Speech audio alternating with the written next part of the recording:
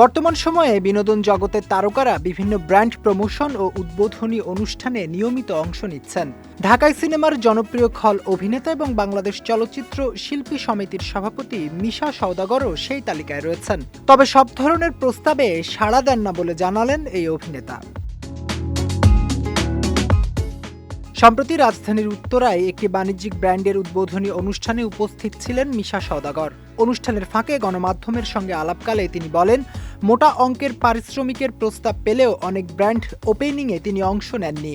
নিজের অবস্থান, ভাবমূর্তি ও নীতির সঙ্গে মিল না থাকলে সে ধরনের প্রস্তাব তিনি ফিরিয়ে দেন। ৮ শতাধিক সিনেমায় অভিনয় করে দর্শক মহলে শক্ত অবস্থান তৈরি করা মিশা সওদাগর বলেন, সময়ের সঙ্গে তাল মিলিয়ে কাজ করলেও সব জায়গায় নিজেকে যুক্ত করাটা তিনি প্রয়োজন মনে করেন না। এ সময় আলোচনায় আসে ক্রিকেট প্রসঙ্গ। বাংলাদেশ জাতীয় দলে সাকিব আল হাসানকে ফেরানোর বিষয়ে বাংলাদেশ ক্রিকেট বোর্ডের সিদ্ধান্তকে স্বাগত জানান তিনি। মিশা সওদাগর বলেন, সাকিবকে আরও আগেই দলে ফিরিয়ে আনা উচিত ছিল।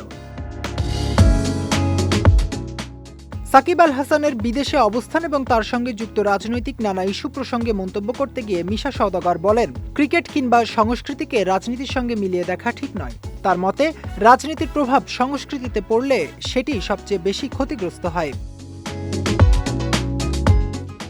মিশা সওদাগর স্পষ্ট করে বলেন, যাদের মেধা আছে তারাই জাতীয় দলে সুযোগ পাবে। ক্রিকেট আর রাজনীতি এক করা যায় না।